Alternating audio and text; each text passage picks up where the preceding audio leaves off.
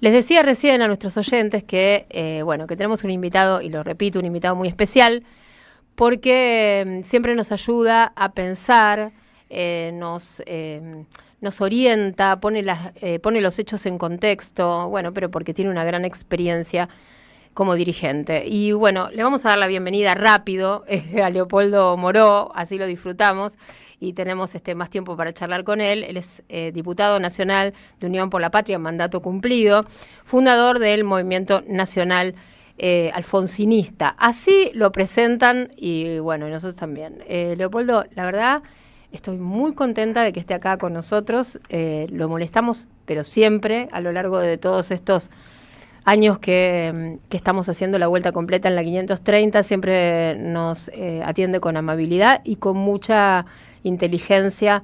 Nos fue orientando, ¿no?, a lo largo de todos estos años en la coyuntura. Así que bueno, un gustazo recibirlo. Nuestros oyentes lo quieren un montón, así que en 2 minutos ya van a estar acá todos comentando esta visita. Así que bueno, bienvenido. Gracias, Andrea. Para mí es un honor. Además me apabullaste con algunos elogios inmerecidos, pero realmente para mí estar en este lugar, en esta radio, tiene un gran significado, como seguramente lo tiene para muchos de los que trabajan aquí y para todos los oyentes que siguen esta radio, por razones que todos conocemos, que tienen que ver con sus características fundacionales, pero además porque es una radio que efectivamente sale de lo común, trata de no caretear y de poner las cosas en blanco y negro. Así que, bueno, muy contento de estar acá. Bueno, nosotros también. Y bueno, este es un año muy especial, ya que arrancamos por ahí, por el lado de lo que significa esta radio y el compromiso que asumimos y también la responsabilidad que asumimos, ¿no?, al tener este micrófono enfrente, porque esta es la radio de las Madres de Plaza de Mayo. Este año se cumplen 50 años del golpe. 50 años, efectivamente. Y no nos encuentra, digámoslo con toda franqueza, no nos encuentra en las mejores condiciones. Es como que estamos precisamente retrocediendo en esos 50 años. Y del pacto de refundación de la democracia que fue el 84, prácticamente este gobierno lo está... No queda nada. No, claro. Sí, no queda nada. Mira, casualmente hoy estuve trabajando bastante, mejor dicho, desde ayer hasta hoy, estuvimos trabajando bastante en la presentación de un recurso de amparo con dirigentes del radicalismo con los cuales habíamos tenido diferencias, estamos en espacios distintos y nos presentamos hoy en tribunales con ese recurso de amparo, haciendo reserva del caso federal para ir, en caso de que lo rechacen o no nos den lugar, en per saltum a la Corte, por el tema del decreto 941 que modifica no solo la estructura de la CIDE, sino que modifica la función y la ley de inteligencia. El DNU prácticamente es una nueva ley de inteligencia, dictado a través de un mecanismo que es absolutamente inconstitucional, porque los DNU no están concebidos para legislar. Claro. Y haciendo el repaso de todo eso, la verdad que me corría un frío por la espalda, ¿no? Porque estar discutiendo, por ejemplo, si vamos a tener una policía secreta en la Argentina o no la vamos a tener, parece, sí. Ahora que vos mencionás los 50 años, parece un retroceso enorme. Una policía política, ¿no? Y sí, es política y secreta. Claro. Porque además han decidido que todas las acciones de aquí en adelante que lleve adelante la CIDE van a ser ni siquiera secretas, van a ser operaciones encubiertas. Claro. Lo mismo que dijo Trump días antes de la invasión. Eso, Leopoldo, significa que si hay una operación encubierta la puede estar llevando a cabo cualquier sujeto en cualquier lugar, con o sin autorización de algún superior. ¿Cómo no se entiende que es claramente una operación encubierta avalada, digamos, por el Estado Nacional? Bueno, una operación encubierta, digamos, para los oyentes, si no entrar en tecnicismos jurídicos. En la práctica, ¿qué significa? Significa que si, en este caso, la CIDE entiende que algún ciudadano, digamos, pone en riesgo lo que ellos califican como el orden constitucional o entienden que un periodista ha generado una filtración sobre información sensible, etcétera, la operación encubierta implica que un auto sin patente o con patentes adulteradas te cruzan la calle, se bajan 2 tipos, te llevan, te suben al auto, no sabes quiénes son, no son identificables. Bueno, de hecho, además el personal de la CIDE por definición no es identificable, claro. Actúan con nombres supuestos, te suben al auto, te chupan, para decirlo en términos que más o menos estamos familiarizados, y te pueden depositar en cualquier guarnición o militar o de las fuerzas de seguridad. Todo esto sin actuación judicial, sin una orden, claro. Sin la obligación de notificar al juez, porque además lo pueden hacer no solamente porque entienden que estás cometiendo un delito en flagrancia, que tampoco lo podrían hacer en esas condiciones, sino porque has contravenido la política de contrainteligencia del gobierno, porque además han suplantado la política de inteligencia nacional sobre temas de seguridad por el concepto de contrainteligencia, que es un concepto de espionaje interno. Ellos enumeran en la ley, el proyecto de ley enumeran las situaciones, pero son absolutamente generales, queda abierto para que para cualquier cosa, en cualquier momento, ¿no? Cualquier cosa. Para cualquier cosa. Pero eso se parece a las prácticas de la dictadura. Exactamente. En la dictadura hubo un plan sistemático. En este caso era un plan sistemático de persecución y de eliminación del enemigo, del adversario político, como el disidente, de eliminación física. Sí. Este también es un plan sistemático, que no culmina probablemente, digo probablemente porque además nadie puede saber en dónde termina una operación de ese tipo, que te levanten en la calle, que te lleven un auto sin identificación, que no tengan obligación de comunicar esa detención. Pero claro, es un plan sistemático que todavía no sabemos qué final puede tener. Entonces nos presentamos en tribunales hoy a la mañana, digo en plural porque... Todos radicales, Leopoldo. Sí, todos radicales, de matices distintos. Este tema los reunió. Este tema nos reunió, felizmente. Firmo yo, firma Ricardo Alfonsín, Federico Storani, Luis Cáceres, que es un viejo dirigente de la coordinadora conocido como el Changi, ¿no? Cáceres. Sí, el Changi. Manuel Garrido, Eduardo Santín, Terrile, etcétera. Y la verdad que para no retrasar mucho la presentación del amparo, no buscamos más firmas, pero había mucha gente dispuesta a acompañar. Y nos presentamos precisamente porque más allá de nuestras diferencias, coincidimos en la necesidad de tender rápidamente un cordón sanitario que defienda el proceso democrático. Claro. Y además planteamos el problema del persaltum a la Corte, para que la Corte no siga mirando para otro lado. Ahora ahí está el otro problema, porque el Corte. problema inmediato es la justicia. Absolutamente. Están los servicios, por un lado, que en este caso se convierten en un peligro real, concreto, con esta nueva legislación. Y por el otro lado está la justicia, que no se sabe cómo va a responder frente a esto, ¿no? Bueno, la justicia, por ejemplo, la justicia, los jueces. El Poder Judicial, sí. El Poder Judicial no ha tratado, por ejemplo, el decreto 70. Claro. Y tampoco trató todavía el 641, que fue la primera reforma que le hicieron a la CIDE. Apenas inició la gestión de Milei. Hay que decir que en un año ya han hecho 2 reformas a la CIDE, lo que demuestra además que es todo improvisación, que no tiene nada que ver con decretos de necesidad y urgencia. No hay ni necesidad ni urgencia. Además el Parlamento estaba también, ¿no? Si hubiera habido urgencia, el Parlamento estuvo convocado a extraordinaria, hubieran incluido el debate de una ley. La ley de inteligencia en cualquier país de los denominados occidentales, por decirlo de alguna manera, se debate en el Parlamento. Claro. ¿No está relacionado con el espionaje que hubo en la época de Macri contra personalidades políticas de la oposición y algunos propios? Porque así fue, sí. Esto como que legaliza el accionar, eso. Decís vos, Luis va más allá. Sí. El accionar. No, va más allá. Va más allá.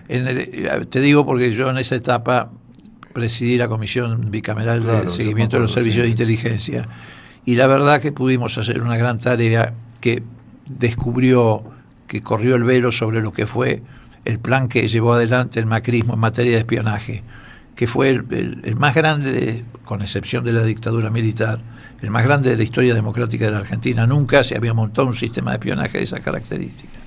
Pero era espionaje. Claro. El límite era el espionaje, que servía para usar carpetas, extorsionar. El carpetazo famoso. Sí, hasta intentaron quedarse con empresas, sobre todo de carácter periodístico, etcétera. Pero esto va más allá. Esto le da a la CIDE ya una función represiva. Claro, porque puede detener. Personas. Esto es lo que hacía la CIDE en la época del gobierno militar en combinación con el batallón 601. Claro, secuestrar. Ahora el batallón marcaba los blancos, la CIDE secuestraba y se los pasaba. Sí. Esto está en este momento vigente. Está vigente desde... Atención, porque esto es importante. Pero por eso mismo nosotros planteamos un persaltum a la Corte. Porque cada minuto, cada hora que pasa es un riesgo mayor para 45 o 47 millones de habitantes. Claro. Esto está vigente en este momento. Todo DNU empieza a tener vigencia a partir de la publicación en el boletín oficial. Y hasta que no lo trate el Congreso, esto no tiene... Ahí hay plazos que corren. Cuando ingresa al Congreso, corren 10 días hasta que la Comisión de Trámite Legislativo empieza a tratarlo. Si la Comisión de Trámite Legislativo en otros 10 días no produce un dictamen, recién en ese momento está en condiciones de ser tratado en el recinto. En síntesis, si se sigue ese procedimiento, recién estarían en condiciones en el Parlamento de tratarlo hacia fines de febrero. Mientras tanto, está vigente. Vos me podés decir, bueno, se puede reparar el daño de lo que se produzca en ese interín, digamos, porque cuando está vigente, aunque vos después lo voltees, los hechos... El daño no se repara nunca, eso. Claro, y menos en esta materia. Claro. Vos podés reparar un daño económico, por ejemplo, que te haga un DNU, pero ¿cómo reparás la desaparición de una persona o la tortura de una persona? Eso no tiene reparación. Entonces, por eso nosotros decimos, la medida de amparo que hemos presentado tiene sí un plazo. El juez, porque ya tenemos asignado un juez en el Fuero Contencioso Administrativo Federal, que es el juez McCormick, tiene 24, 48, 72 horas. El amparo tiene un trámite muy rápido. Si en ese interín no se produce una resolución o se produce una resolución contraria a la presentación, nosotros vamos a ir en apelación directa a la Corte. Además lo hacemos porque queremos que la Corte no se haga la distraída. Claro. Porque acá está en juego el plexo fundamental de la Constitución, que son los derechos y garantías del ciudadano. No es que está en juego un patrimonio de naturaleza económica, una empresa del sector público. No, acá está en juego la vida de los ciudadanos. Exacto. Es tan importante, desde el punto de vista de la concepción democrática, es tan importante como el voto. Claro. La garantía. Y como el respeto al Congreso y a la... Porque también acá hay algo inconstitucional, que es que un decreto modifica una ley. Están pasando muchas cosas irregulares. Pero además la propia Corte tiene dicho, en casos muy anteriores a tiene dicho que los DNU no pueden cumplir una función legislativa, no pueden legislar. Claro. Y además acá no surge de ningún lado ni la necesidad ni la urgencia, salvo que el gobierno de Milei esté imaginando un ajuste mayor que lo obligue entre comillas porque lo hacen a gusto, pero lo lleve a escalar aún más el proceso represivo en la Argentina. Claro. Porque esto forma parte de una de las piezas de un armado, de un engranaje que está pasando desapercibido para la sociedad. Hablemos de eso, a ver cómo es ese engranaje. Claro, esto empezó. El protocolo antipiquetes de Bullrich y Milei. Sí. Después siguió con una modificación a la ley orgánica de la Policía Federal, que también la puso a la policía en condiciones de llevar adelante tareas de inteligencia. Después, en el Congreso hay una modificación muy seria del Código Penal, que también apunta a, legalizar aspectos represivos.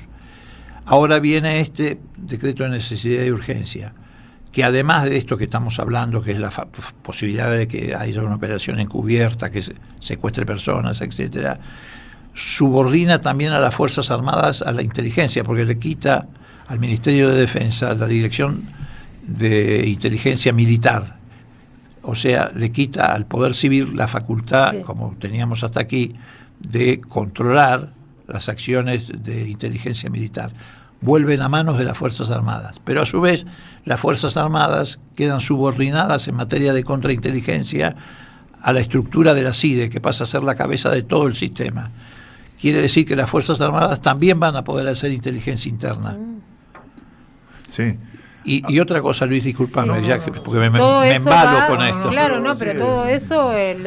Y otro aspecto del decreto es que toda la administración pública va a pasar a formar parte de este sistema de espionaje. ¿Por qué? Porque crean dos organismos. Uno que se llama, no me acuerdo exactamente, pero es una especie de coordinadora de inteligencia nacional, Sí. y otra de información.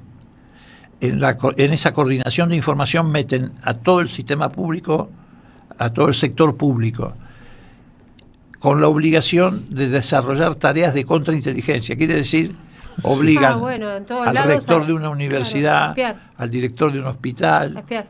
Sí, claro. A buchonear. Como A buchonear. Claro, armar unas listitas, Y tal a dar cosa, sin límites de Ay, ninguna qué horror, naturaleza qué horror.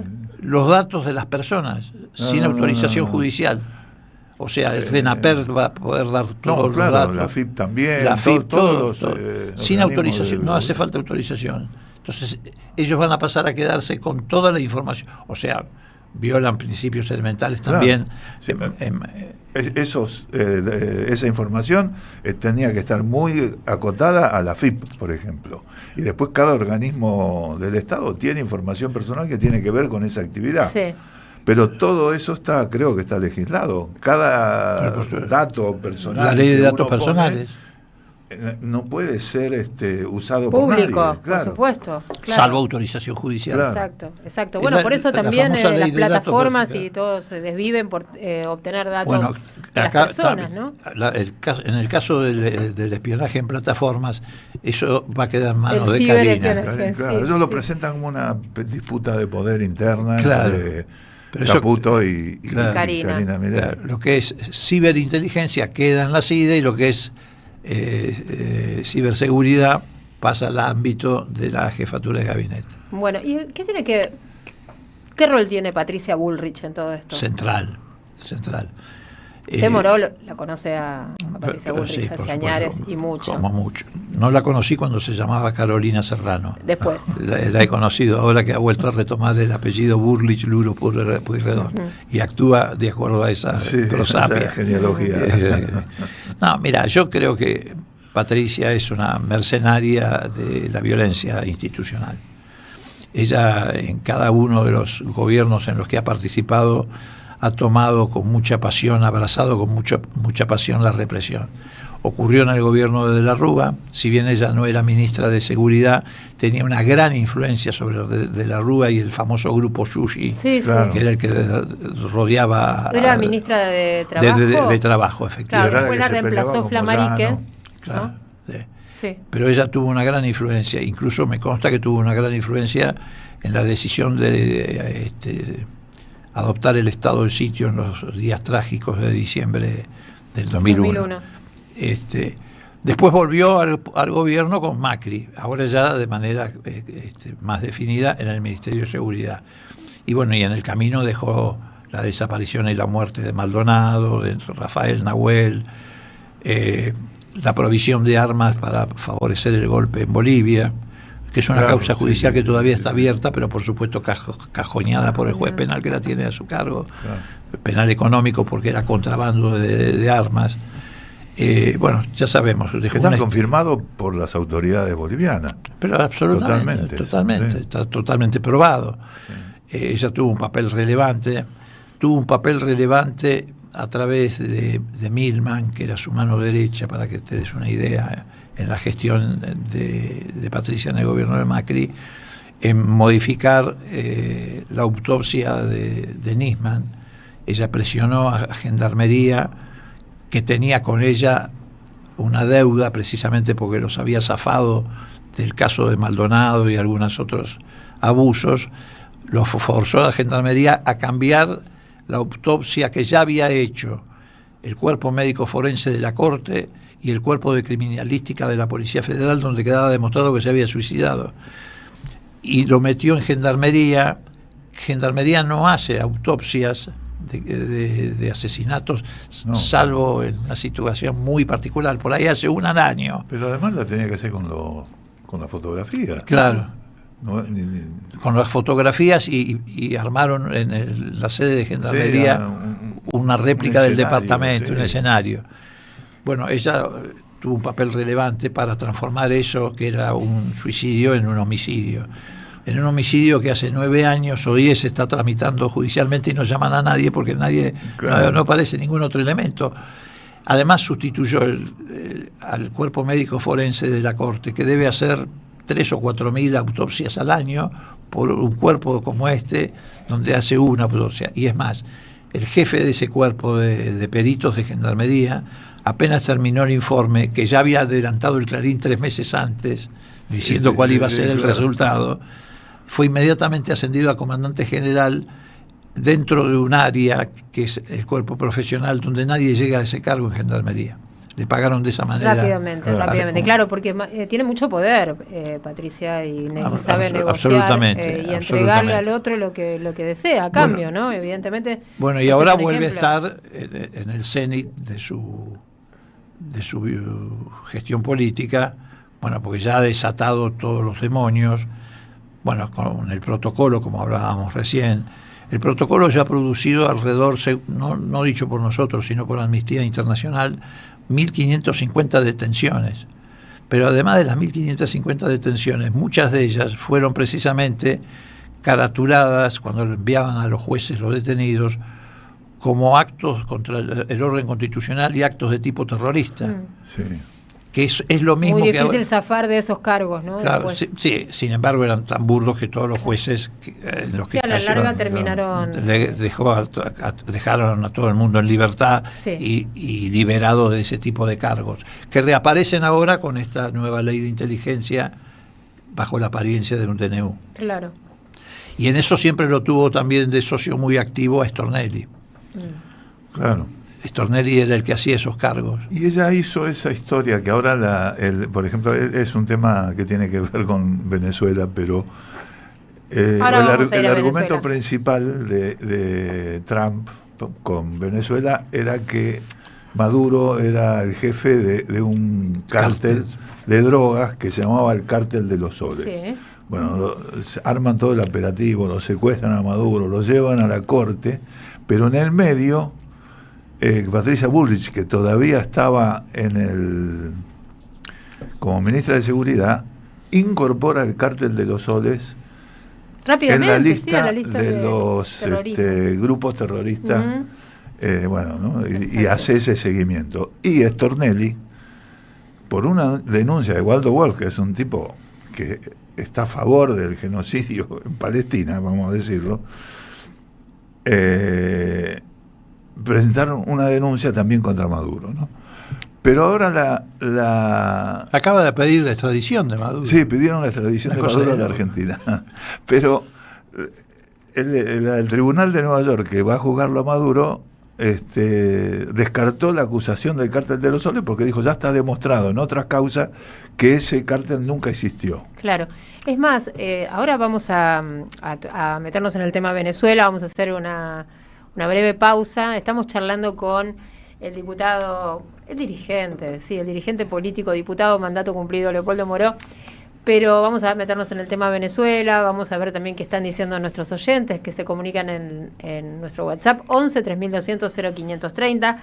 Y bueno, y vamos a comentar también esto del Cártel de los Soles, ¿no? Porque es algo así como un invento que tiene que ver con lo popular en Venezuela. ¿Sabían el nombre del Cártel de los Soles? Era algo así como un nombre de fantasía para atribuirle determinado... A los generales, sí. Exactamente.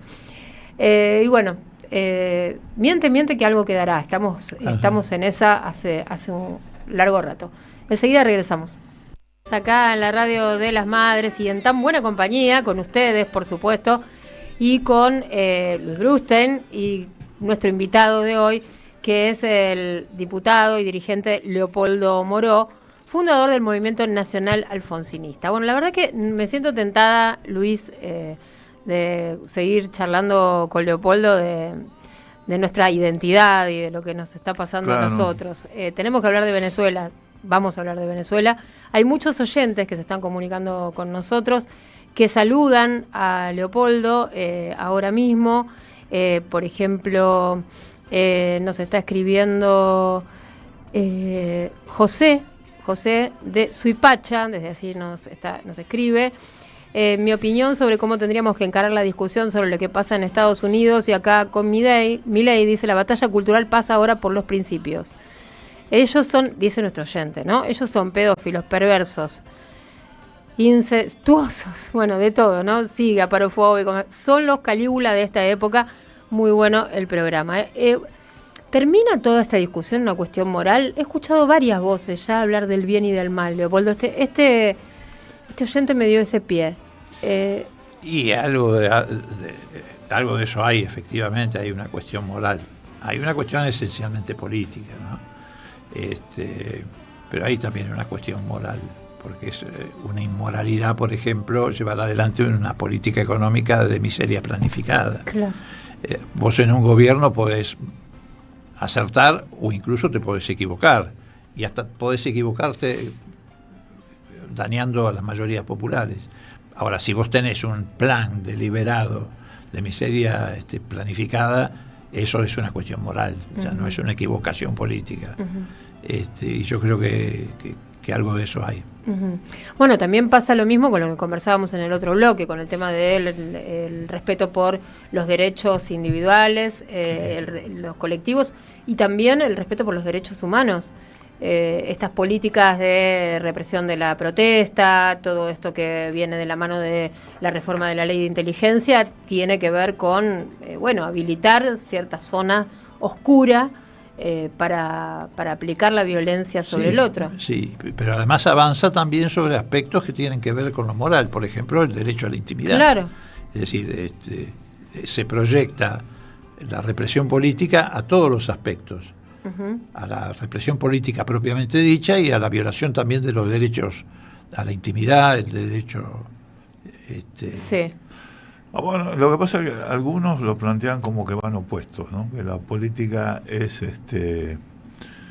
pragmatismo puro, y otros lo plantean, y que eso es enemigo del moralismo, y otros plantean que la moral es... Yo creo que van las dos juntas. Claro, claro. Sí, yo también. Clarísimo, Leopoldo, a esta altura un imprescindible. Acá en la transmisión de streaming, me voy a pasar un minutito para allá, lo saludan, abrazo al querido Leopoldo Moró, un auténtico demócrata. Hola, compañero Leopoldo, le dice por acá uno de los oyentes directamente. Está bien. Sí. No es un término que me moleste. Yo uso en general compatriotas porque abarca compañeros, correligionarios y camaradas. Bien, Entonces, perfecto. Ahí están todos all inclusive. Sería. No existe el Estado de Derecho desde hace mucho tiempo, dice otro de los oyentes que está participando de la transmisión en streaming. Y bueno, vienen por ahí los mensajes de saludos y de cariños. Gladys de Villa Crespo también dice cariños a Moró y a ustedes, muchas gracias. Fabián dice, los libertarios están armando irónicamente un estado de control que no tiene nada que envidiarle al de la Unión Soviética, dice Fabián desde Gorilandia. Bueno, así se autodefine. Y bueno, vamos con uno más, a ver si encuentro alguno más. Que no lo que pasa es que yo abro los mensajes y después no los puedo recuperar. Bueno, acá Marcela de la Plata dice, Capo Leopoldo Moró, uno de los pocos radicales que no se sumó a la entrega de las banderas radicales a la derecha por odio y cargos sin importancia, un demócrata en todo amplio sentido de la palabra, un tipo digno, quedan muy poquitos, gracias por llevarlo al programa, Marcela de la Plata. Bueno, gracias, los oyentes, bueno, superaron nuestra presentación, Leopoldo. Bueno, vamos menos mal que no son trolls. Sí, no, esto no lo conozco. Si fueran trolls estaría lleno de insultos. No, ahora puede haber alguno que se sume por ese lado. Todavía no, pero puede haber. Están de vacaciones. Sí. En enero no queda nadie en la ciudad. Bueno, estábamos empezando a hablar del tema Venezuela y bueno, por supuesto, pasaron muchísimas cosas. ¿Qué impresión tiene de cómo, de lo que sucedió y de lo que va a venir? Bueno, lo más importante es lo que va a venir. Lo que sucedió, por supuesto, es una enorme tragedia para el mundo.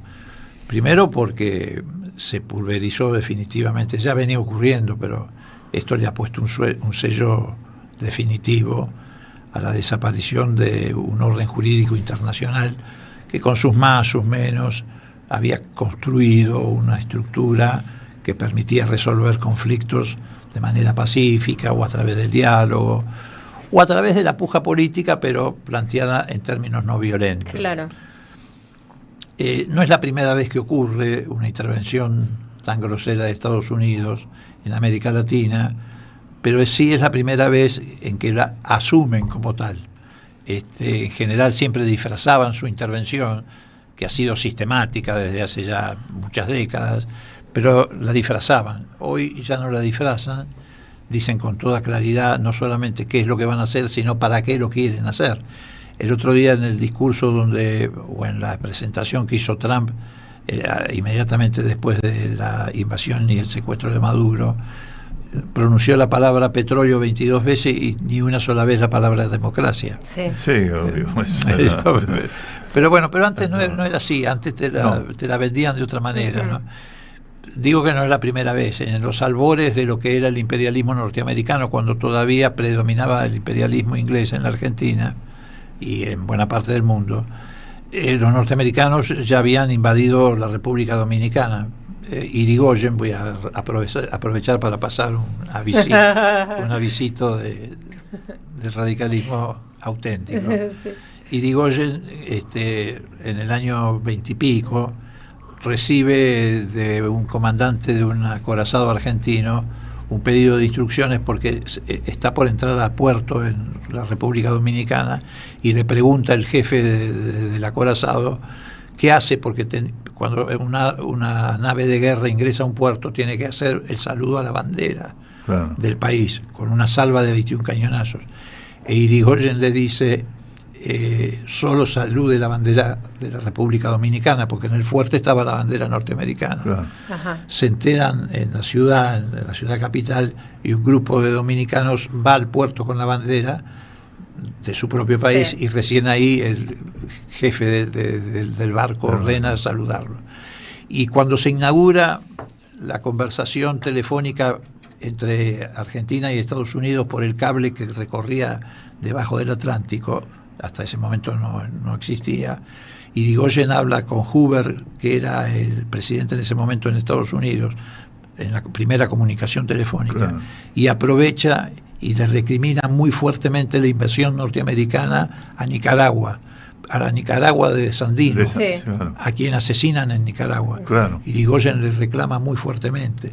¿Por qué apelo a estas cosas? Porque hay una tradición en la Argentina, que no es solamente incluso de los movimientos populares, hasta gobiernos conservadores respetaban la tradición de la no intervención y de la no injerencia, no solamente los gobiernos populares. Bueno, ni hablar de Perón, que quiso llevar adelante, no lo pudo materializar, pero quiso llevar adelante el primer intento de integración regional con el famoso ABC, Argentina, Brasil, Chile. Y además no quiso ingresar al Fondo Monetario Internacional, cosa que después sí hizo el golpe de Estado del 55. Y yo recuerdo muchos episodios. En el gobierno de Iria también se volvió a repetir una invasión norteamericana a la República Dominicana. Iria se negó a enviar tropas argentinas porque los norteamericanos, para cubrirse a sí mismos, habían inventado de que era una fuerza de intervención de la OEA. En realidad eran ellos, pero querían enganchar al resto de los países en su atropello, e Iria se niega a enviar tropas, y eso produce el retiro de Onganía, que después da el golpe contra Iria, que era en ese momento comandante en jefe del ejército y que había sido instruido en la escuela de Panamá, y por supuesto quería participar de la invasión con los norteamericanos. Te doy otro dato más, porque Estados Unidos invadió la Argentina, porque las Malvinas originalmente fueron invadidas por la fragata Lexington, que era norteamericana, porque se negaban, los balleneros norteamericanos se negaban a pagar el impuesto por pescar en aguas argentinas que estaban alrededor de Malvinas. Entonces la fragata Lexington, que era norteamericana, invade Malvinas y lo saca el gobernador que estaba en ese momento, Y después, cuando tiene que entregar las islas, porque los tipos no pensaban en quedárselas, se la entregan a los ingleses. Mirá vos. Bueno, y viniendo a estos tiempos, Sí. A mí me tocó vivir un episodio en un contexto distinto, pero bastante parecido a este que se está viviendo ahora. Ustedes recuerdan que allá por el año 84-85, el régimen sandinista, o mejor dicho, el sandinismo, logra el derrocamiento de Somoza. Sí. Y se hace cargo del gobierno en Nicaragua. Uh-huh. Al poco tiempo, Estados Unidos, era presidente Reagan, arma lo que se llama los Contras, que era un ejército de mercenarios en la frontera con Nicaragua y Honduras para invadir Nicaragua. Uh-huh. Durante eso era observación ahí. Sí. En realidad, ellos sabían que invadir Nicaragua les iba a ser muy difícil. Lo que querían era desgastar al gobierno sandinista, que en vez de hacer reformas sociales, económicas, tenía que gastar un dineral en la parte militar, ¿no? Leopoldo en ese momento estuvo con Castro, ¿no? Con Fidel Castro, el gobierno de Alfonsín. Te cuento bien cómo fue el episodio. Claro. Ellos armaron a los Contras. Claro. Tanto los armaron que, a pesar de que el Congreso de Estados Unidos había votado una partida muy miserable de $19 millones para armar a los Contras, posteriormente el Congreso de Estados Unidos, cuando vio que se trataba de un disparate, invadir militarmente Nicaragua, canceló la ayuda. Entonces, ¿qué hizo el gobierno norteamericano? Le empezó a vender armas. ¿A quién? A Irán. Claro. Y con el producido de esas armas que le vendía a Irán, compraba armas para los Contras, es decir, los financiaba con guita negra. Claro. de las armas que le vendían a Irán. Es más, terminó en un gran escándalo y con un militar norteamericano destituido y preso. Ellos tenían la intención real de invadir. Claro, triangulaban. Nosotros gobernábamos, te estoy hablando del año Ajá. 86, gobernábamos la Argentina. Y yo voy a Estados Unidos con otro senador radical a entrevistarme con autoridades del gobierno norteamericano, con un poco la misión de tratar de persuadir al Congreso y a las autoridades del sistema político de que era un disparate invadir Nicaragua. ¿Por qué era un disparate? Porque una invasión a Nicaragua en ese momento, vos recordás, Luis, que en ese momento ardía El Salvador, Guatemala, claro, sí. Honduras mismo, hubo genocidios tan o más importantes que en la Argentina. Invadir Nicaragua iba a abrir un nuevo Vietnam en América Central. Terminaba en un desastre. Sí. Y eso ponía en jaque las democracias que recién nacían en América, porque iban a retornar a la doctrina de la seguridad nacional. Es más, en el gobierno militar argentino habían enviado gente, asesores militares a esos países. En los Contras, ellos estaban asesorando a los Contras. Entonces la preocupación de Alfonsín era que eso se extendiera y pusiera en jaque a las pocas democracias que estaban renaciendo y que naturalmente eran muy débiles, entre ellas la nuestra, que fue una transición no pactada y que tuvimos lo que tuvimos que pasar durante los primeros años. Entonces yo voy con este senador, hablamos con la secretaria de Seguridad de Reagan, que era una mujer. Cada vez que nosotros le hacíamos un razonamiento a favor de no invadir Nicaragua, ella nos miraba, hablaba muy poco castellano, ¿no? Nos miraba y nos decía, sí, está bien, pero al comunismo bala. ¿Al comunismo bala? Sí. Con ella estudió nuestro presidente. Bueno, de ahí fuimos... Que son todos comunistas. De ahí fuimos al Pentágono, donde nos fue un poco mejor, era más razonable un coronel Brown del Pentágono que esta mujer, este era un halcón. Y el coronel nos dijo el coronel Brown, me acuerdo que era el apellido, nos dijo con toda franqueza, miren, el problema de Nicaragua no es un problema económico, que nosotros estemos favoreciendo la presencia de empresas norteamericanas, etc. Nosotros lo que no queremos es que Rusia tenga la posibilidad de que haya bases para su navegación de submarinos nucleares atómicos en América del Sur. Por eso lo de Nicaragua, por eso la pelea, por eso ahora no puede atender Leopoldo, está ocupado. Por eso lo de Angola, etcétera. Bueno, la cosa es que hicimos toda una ronda alrededor de eso. Estaba reunido el Congreso para decidir si volvían a darle o no plata a los contras. De ahí voy a México, y cuando estaba en México me llega un mensaje de que habían armado una entrevista con Fidel Castro. ¿Por qué con Fidel? Porque Fidel tenía que ayudarnos, se había formado un grupo que se llamaba el Grupo Contadora. Ajá. Contadora es una isla en Panamá. Exactamente. Sí. Que eran algunos países democráticos de América Latina, sí. Argentina, Venezuela, etcétera, y España. Y Alfonsín le daba mucha importancia al Grupo Contadora. Ahí estamos viendo la imagen que tenemos de ese momento. Esa es la noche, ahí se lo ve a Leopoldo. Es la noche que estuvimos con Fidel. Y a Fidel. Entonces vamos a ver. Para los que nos siguen por el streaming, en nuestro canal de YouTube, de Somos Radio.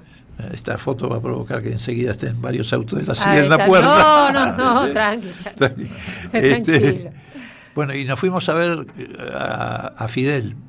¿Para qué? Para que Fidel, a su vez, influyera en el ala, digamos, más ortodoxa del sandinismo, para que dieran un espacio de negociación, de modo tal de buscar un mecanismo, que es lo que debió haberse hecho con Venezuela. Claro. Un mecanismo que a través de la vía pacífica permitiera neutralizar, como se neutralizó la invasión de los contras.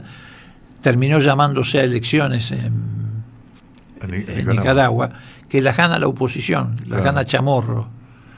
Pero yo te digo, la idea que tenía yo, ¿no?, en ese momento era que el desgaste era tan grande que la gente a nivel popular era sandinista, apoyaba al gobierno sandinista, pero tenía la sensación de que con el gobierno sandinista la guerra iba a seguir.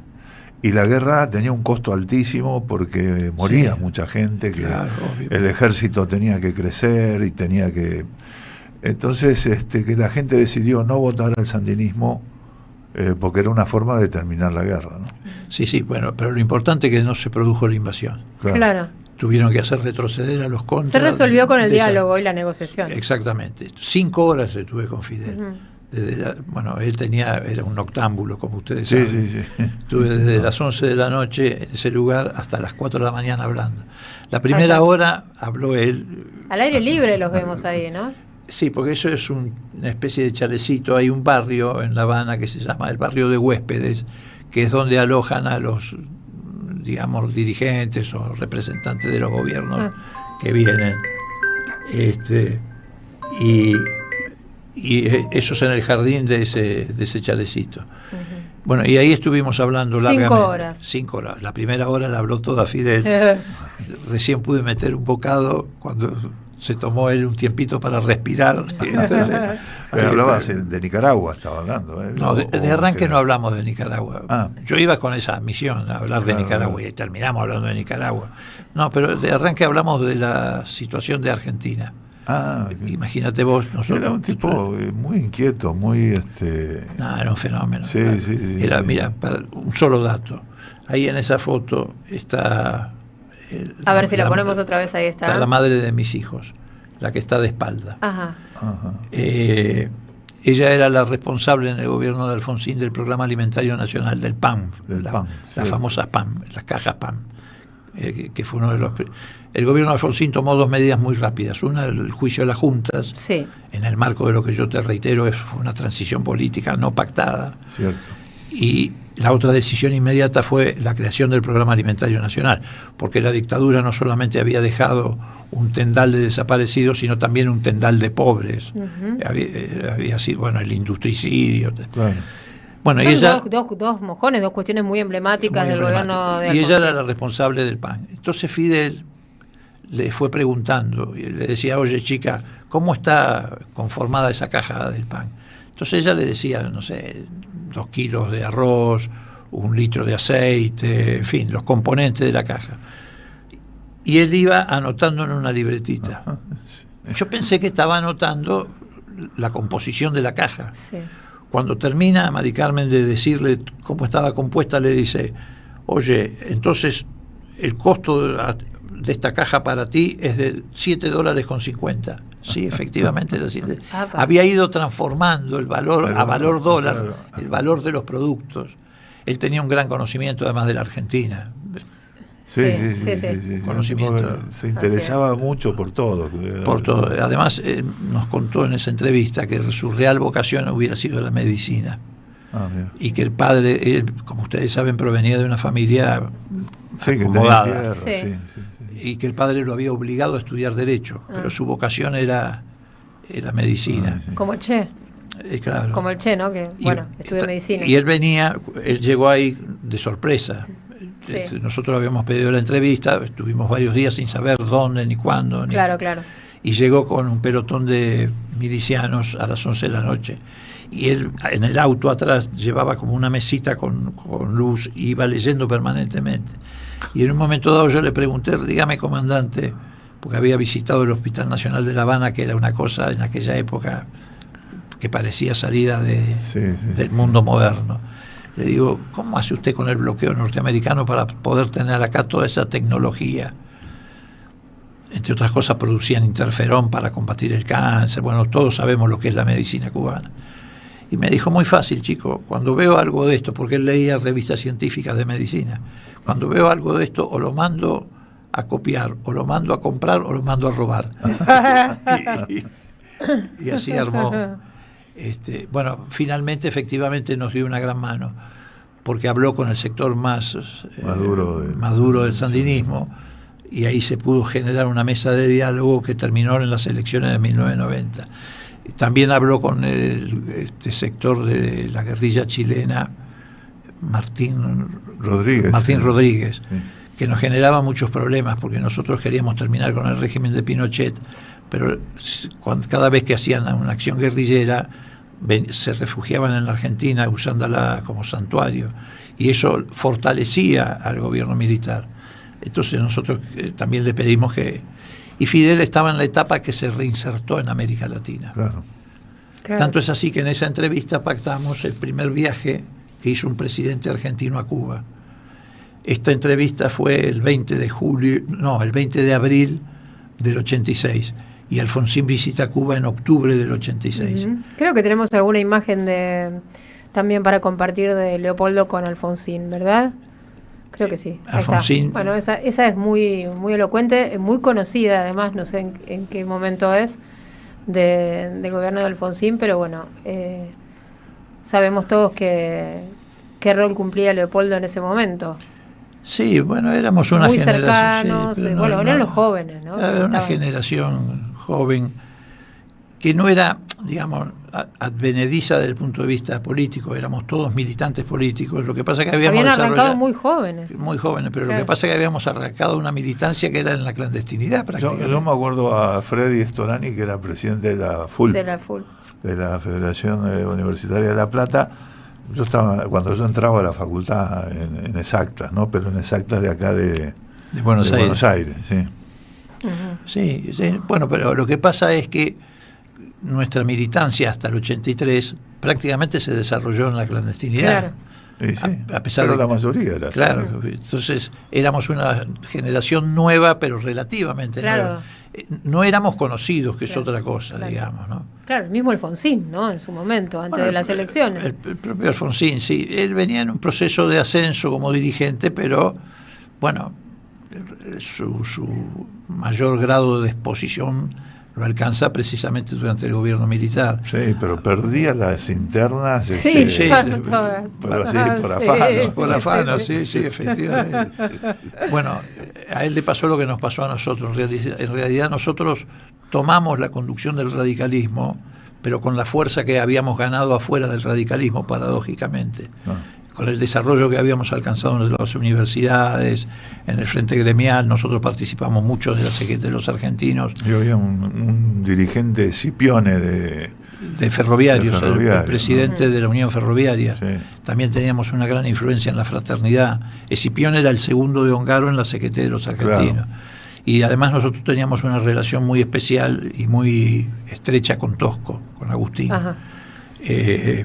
Y bueno, con todo ese crecimiento que habíamos obtenido por afuera, después lo volcamos al radicalismo, y en realidad ahí es donde nos fortalecemos dentro del radicalismo. Claro. ¿No? Qué impresionante. Bueno, les voy a decir a los oyentes algo bueno, porque ya estaba leyendo que hay muchos que dicen que buena charla. Bueno, no, ahora voy a perder de vuelta todos los mensajes.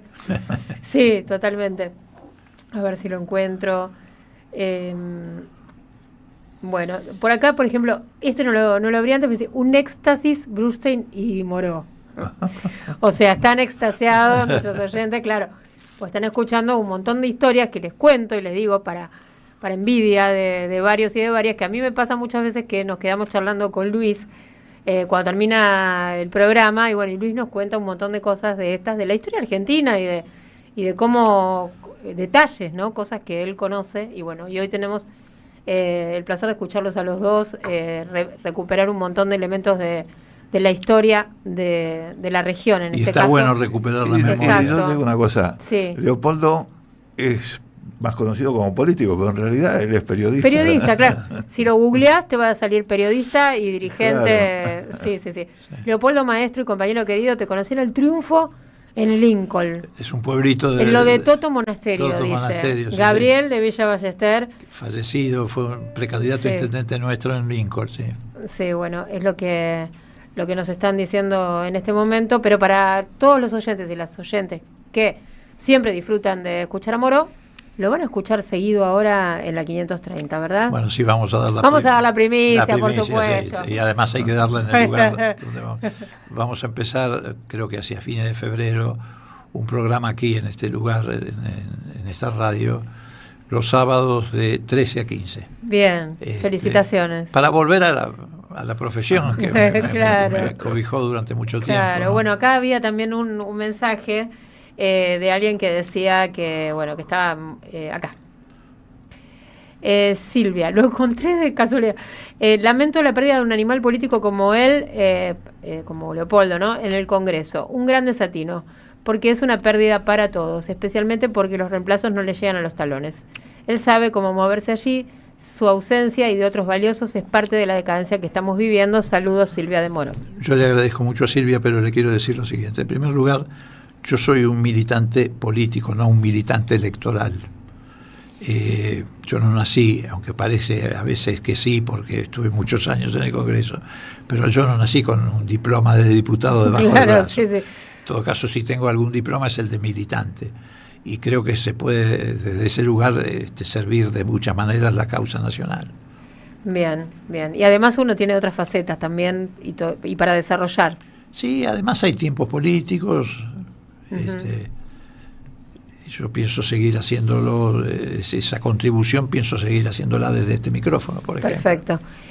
Claudio de Villa Pueyrredón dice, Leopoldo es lo más, un nivel de información y de procesamiento de esa información que tienen muy pocos. También nos están saludando desde Ushuaia, felicitaciones y qué buena primicia, ya está teniendo repercusiones lo del programa. ¿Cómo se va a llamar, sabemos? La Causa. ¿La Causa? Sí, la qué causa. Bien.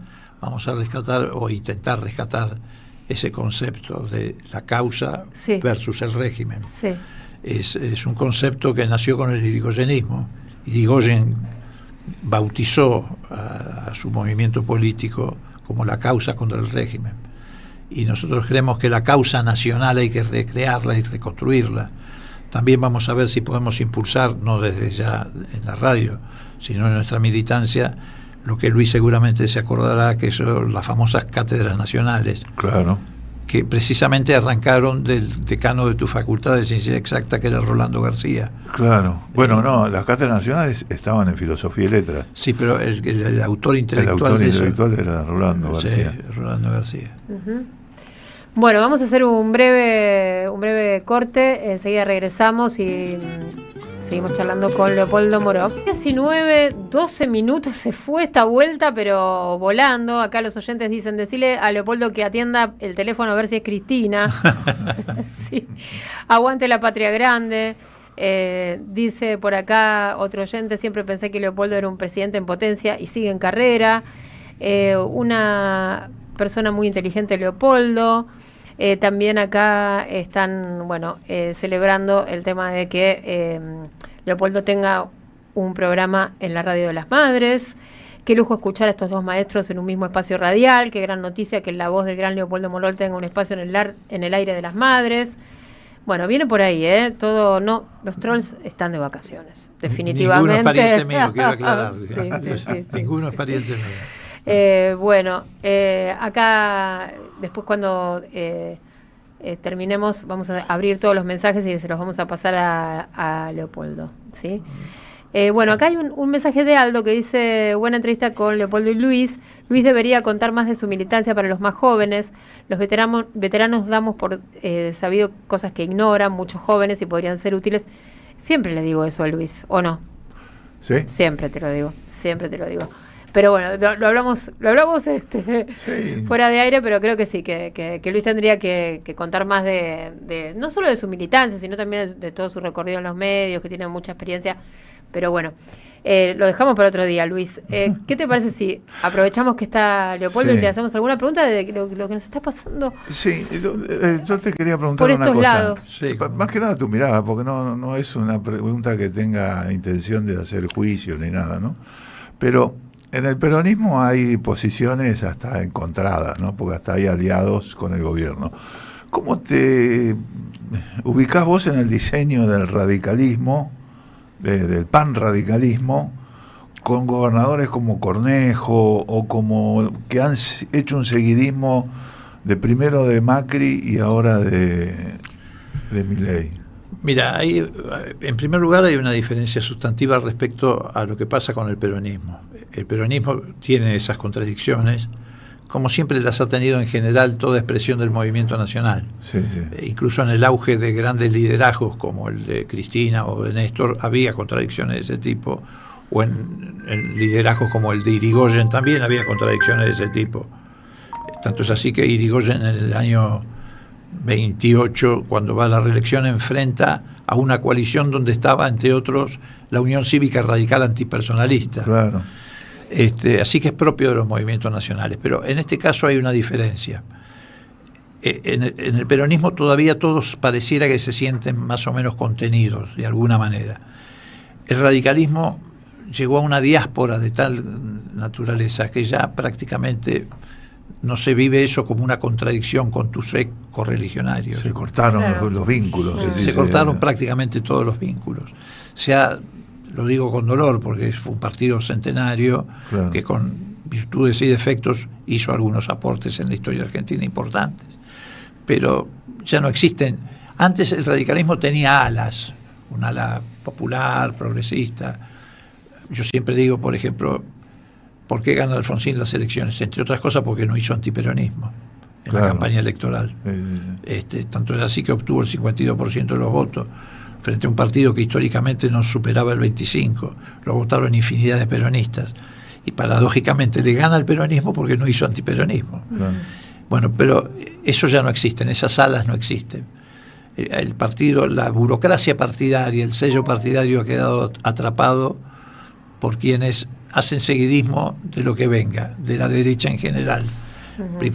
Primero hicieron seguidismo de la derecha macrista y ahora hacen hasta seguidismo de la ultraderecha mileísta.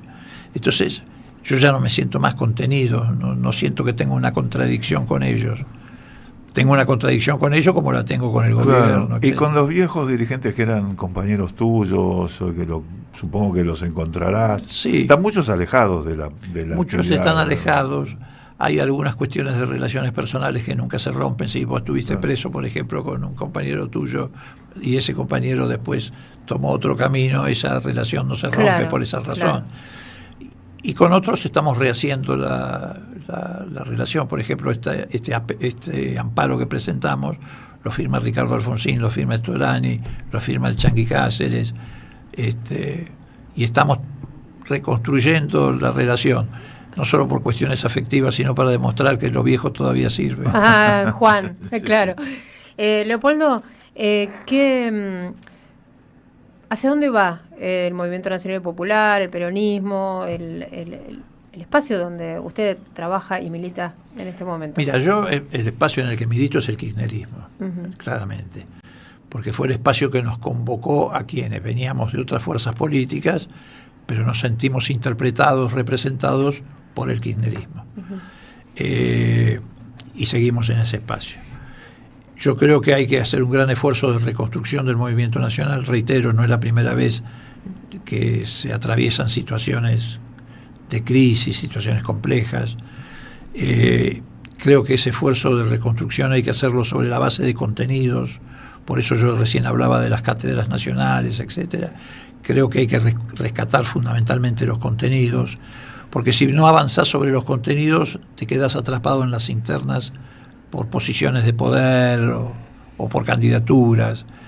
Y creo que además no hay que, aquellos que no venimos del peronismo, no hay que tomar una actitud indiferente respecto a lo que pueda pasar con el peronismo. Es fundamental lo que pueda pasar, porque a pesar de todas las contradicciones, sigue siendo la única fuerza política que tiene en su agenda el concepto de distribución del ingreso y de soberanía nacional. Claro. Entonces me parece que es fundamental tomar en cuenta que eso hay que salvarlo, digamos. Bueno, hoy está atravesado por muchas internas, muchas discusiones. Bueno, exactamente. Pero a pesar de que está atravesado por esas internas y discusiones, sigue manteniendo en esencia, por lo menos en su agenda, estos dos conceptos que para mí son fundamentales, el de soberanía y el de distribución del ingreso.